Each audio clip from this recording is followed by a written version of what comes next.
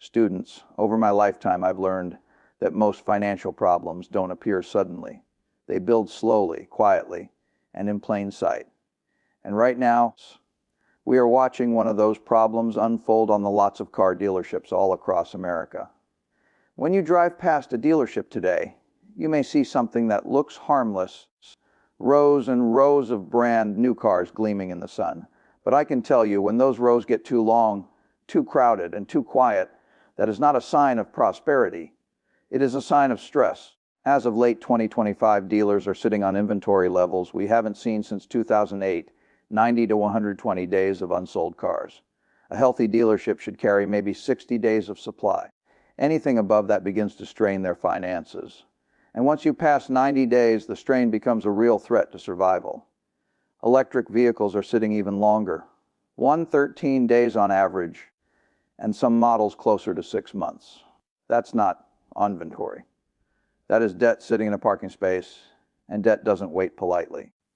Now let me explain the part almost no one outside the industry understands. The part that keeps dealers up at night: floor plan financing. When a dealer gets a new car from the manufacturer, he doesn't pay cash. He borrows the money. The car becomes the collateral. And from the very first day that car touches the lot, the interest meter starts running. In today's interest rate environment, that means anywhere from $500 to $800 per car per month in financing costs. So if a dealer has 200 unsold vehicles, and half have been sitting for 4 months, he's paying $50,000 to $80,000 in interest every single month, not to buy inventory, not to expand, just to hold cars that aren't moving. I've seen a lot of businesses fail because their costs rose faster than their sales. And that's exactly what's happening here. Meanwhile, the inventory itself is losing value every day. Cars depreciate sitting still. A 2025 model in February isn't worth what it was in November, especially once the 2026 models start arriving. Dealers are then forced to cut prices aggressively, sometimes below cost, simply to stop the interest clock from bleeding them dry. So you have three forces working together: rising interest costs, falling inventory value, slowing customer demand. That is not a business problem. That is a cash flow crisis. And if you've ever studied bankruptcies, you'll know that most businesses don't fail because they were unprofitable on paper. They fail because they run out of cash in the real world. This inventory buildup isn't just a nuisance. It's a warning signal about demand debt and the financial pressure building underneath one of the largest consumer industries in America. In the next module, we'll talk about what caused this imbalance and what it means for the broader economy. Students, whenever you see an industry struggling, don't start with the business. Start with the customers. If the customer can't afford the product, nothing else matters. And today, the average American family simply cannot afford the average new car. Not because they don't want one, not because the cars aren't good, but because two forces, high interest rates and rising prices, have collided in a way the middle class can no longer outrun.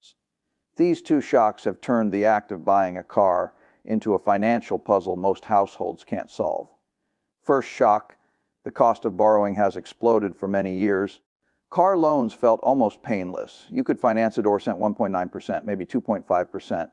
And that kept payments manageable. But today, the average new car loan is around 7%, and many people with average credit are being quoted 9% to 11%. If your credit is weak, the rate can jump to 15%.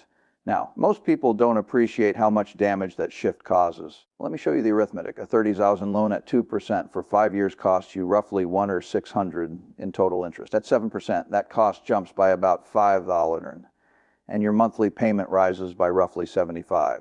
Now, for a family squeezed by higher grocery bills, higher rent, and higher insurance costs, that extra $75 isn't a line item. It's a barrier.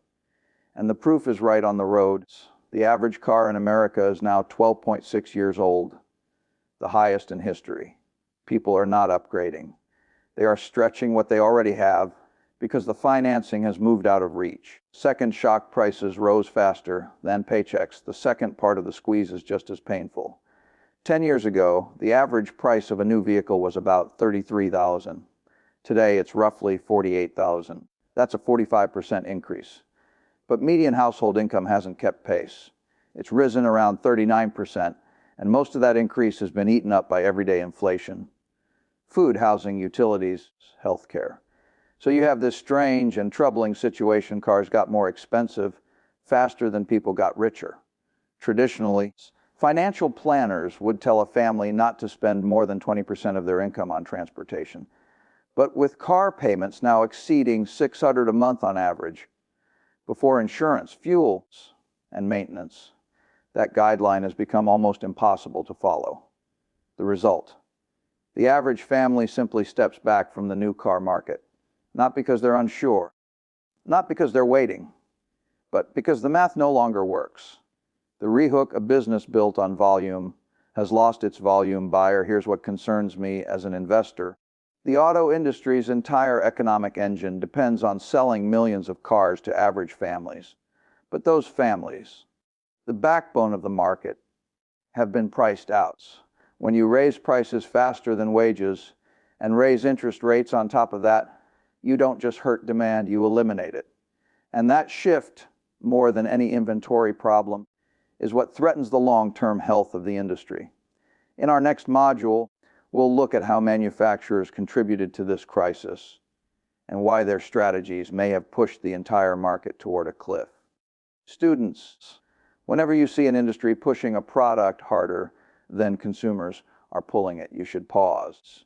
That gap between what companies want to sell and what customers want to buy is where trouble begins. And that's exactly what we're seeing today in the electric vehicle market. Automakers all over the world poured hundreds of billions of dollars into EV development. They rebuilt factories, redesigned supply chains, and convinced themselves that consumers would adopt these vehicles at the same pace the companies produced them. But capitalism doesn't work that way.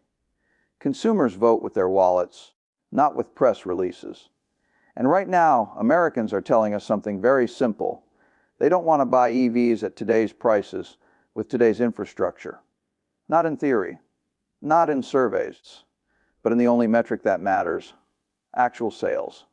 The overproduction error supply without demand. Every major automaker predicted rapid universal adoption. They built capacity for a future that hasn't arrived. Today, brand new EVs are sitting on lots for 113 days on average, and in many cases 6 months or longer. From an investor's point of view, that isn't inventory, it's a liability. Because an EV sitting still is uniquely expensive. Its most costly component, the battery, ages even when the car isn't being driven. And in a fast-moving technology race, a model that sits unsold for 6 months is already behind the next generation coming down the line. That's not depreciation, that's obsolescence. And that hurts everyone in the chain. The pricing problem, the consumer chooses with logic. Manufacturers tried to fix the range concerns by increasing battery size. But bigger batteries mean higher costs. So you now have a very predictable consumer behavior. A perfectly good gasoline SUV costs $30,000 and $35,000, and Model EV from the same manufacturer costs $40,000, $50,000 in Module 2. We established that the average family is already stretched thin. If someone is trying to stay within a budget, they're not going to pay $10,000 more just to solve a problem they didn't have. And you don't have to be a value investor to understand that. You just need common sense. The dealer trap: forced allocation creates forced losses. Now comes the part most people don't see. Manufacturers are requiring dealers to take EVs, often in large quantities, as a condition of receiving the gasoline models they actually want. This is called allocation. So a dealer might need 10 popular gas SUVs, but they're forced to accept 6 EVs that will sit untouched for half a year. And remember Module 1. Every day those EVs sit, the dealer is paying interest on a vehicle losing value that the customer doesn't want, that the manufacturer insisted they take. That's not strategy, that's strain. The rehooks, a market built on assumptions, is now crashing into reality. This crisis didn't start because people dislike EVs. It started because manufacturers built cars based on wishful projections, not consumer preference. And now the dealers the people closest to the customer, are paying the price for decisions made in corporate boardrooms. When companies try to force demand, they inevitably discover that the consumer has the final say. In the next module, we'll examine how this misalignment is rippling across the entire industry and what it means for the broader economy. Students, whenever you see a business selling its product at a loss, you don't need an MBA to know trouble is coming. A company can survive a slow month. It cannot survive a pattern. And right now, many car dealerships in America are entering a pattern that I would describe as a financial death spiral. One that threatens not just their own survivals, but the stability of the communities around them. Most people assume dealers make a fortune selling new cars. They don't. Margins on new vehicles are rarely more than 2% or 3%. The real money is in financing service, warranties, and used cars. So what happens when those lots fill up with new vehicles no one wants? You begin a chain reaction that is very hard to stop. The forced lost sale when selling is losing. Let me walk you through the arithmetic. A dealer might make $3,000 to $4,000 selling a new car at full sticker price. But if that vehicle has been sitting for 4 months, and many are sitting for longer, the dealer has already paid $2,000 or more in floor plan interest.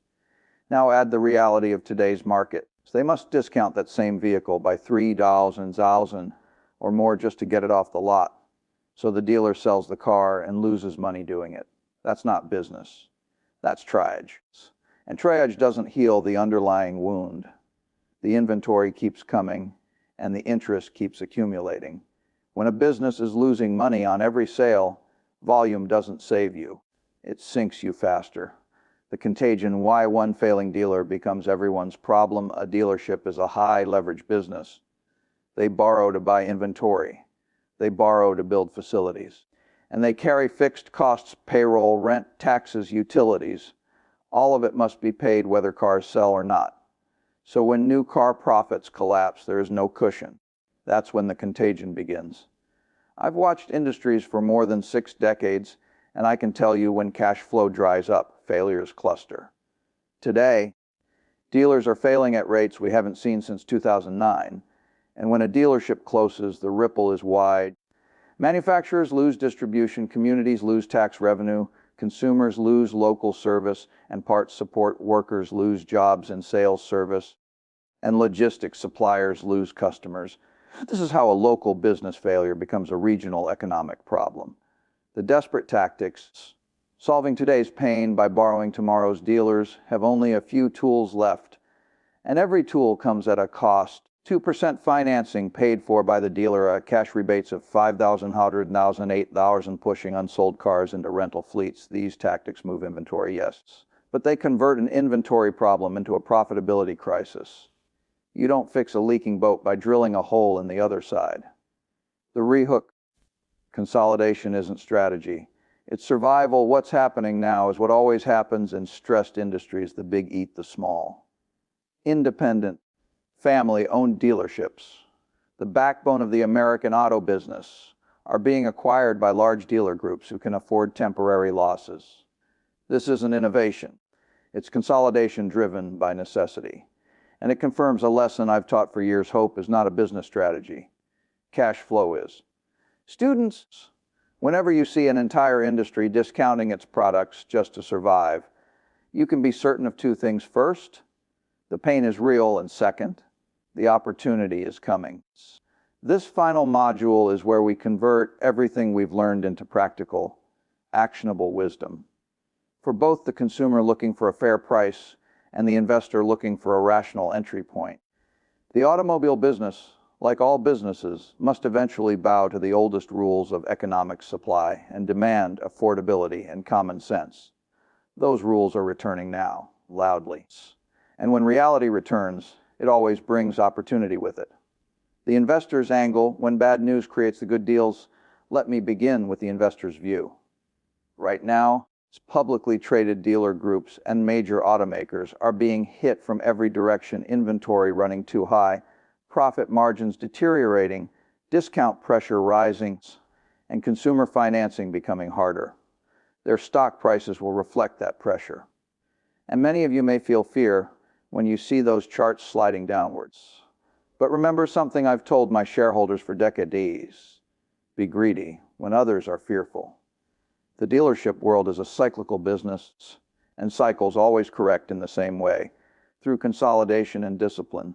The weaker, over-leveraged dealers will close or be absorbed. The stronger, better financed groups will buy those assets cheaply.